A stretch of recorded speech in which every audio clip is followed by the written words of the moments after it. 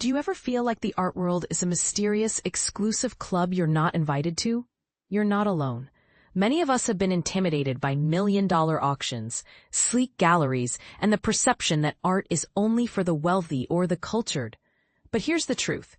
Art is for everyone. Yes, even you. And this is the part most people miss. It's not just about masterpieces, it's about stories, quirks, and the sheer audacity of human creativity. So, how do you crack the code? Let's dive in. Each month, the Columbia Public Library curates a selection of books tied to a bestseller or trending topic.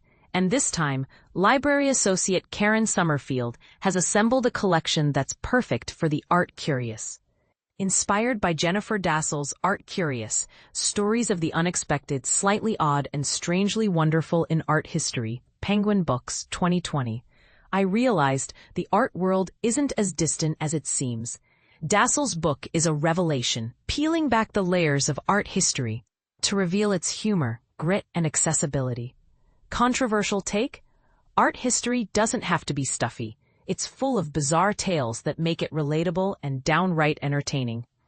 What do you think? Is art history underrated as a source of fun stories? If you're craving a behind-the-scenes look at the contemporary art scene, Sarah Thornton's 7 Days in the Art World, W.W. Norton 2009, is your ticket.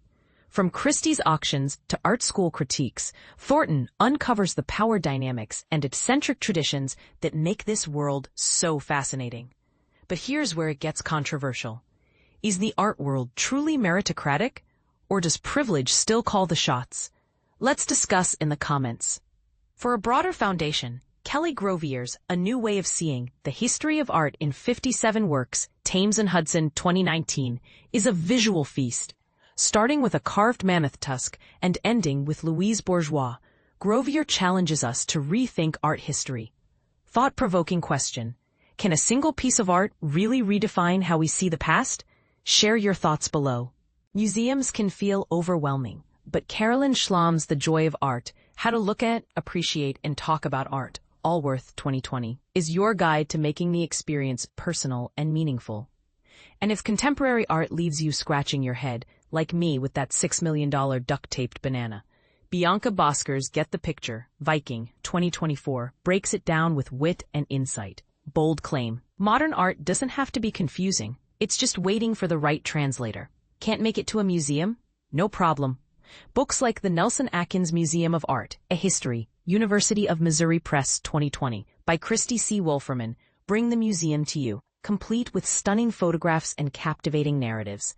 Or if Paris is on your bucket list, Elaine Cialino's Adventures in the Louvre, WWW Norton Company 2025, offers a personal tour of the world's greatest museum.